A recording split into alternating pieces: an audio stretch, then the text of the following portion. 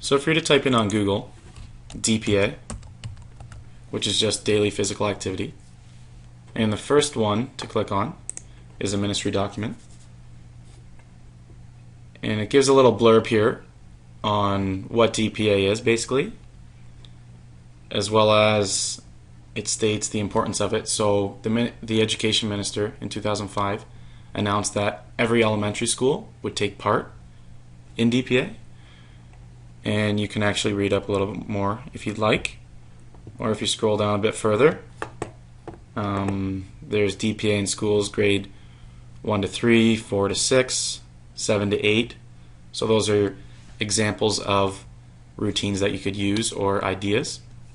And then there's a guide for school boards, and there's a guide for school principals. So we probably wouldn't look at the school principals, but the guide for school boards might help us. So if we click on that one, you'll notice that it's from 2006, so it's a tad outdated, but it's still very relevant. So if you scroll down, and you can look at the table of contents, but it's very well laid out. Even if you didn't use the table of contents, you can find exactly what you need. So introduction goes through how you implement DPA in schools, the benefits, the role school boards play, how we work together to implement it in the classroom, school boards, special education staff, parents, community. The responsibilities we play, so the school board, students, parents, community partners. The need that it needs to be moderate to vigorous activity, so you can read up on what the difference is between moderate and vigorous. And if we were to just scroll down a little bit until we find physical education class, there we go. So DPA in our physical education classes.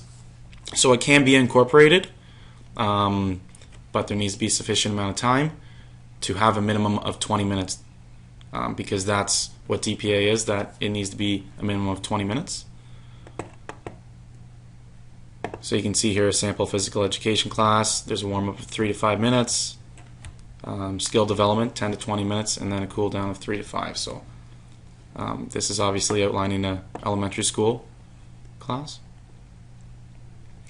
And then there's actually a sample DPA here. So this is what a sample DPA would look like. It outlines the safety concerns that you would have as a teacher. So this is actually very important for you to look at for your class. And then it goes over the inclusion of all students in DPA, which is very important because it's really what physical activity is all about, is maximum participation. So you want to include everybody. And in-service training for staff. So this is a really great document that you can use, and I would suggest looking into it because it's fairly easy to read and it's very well laid out.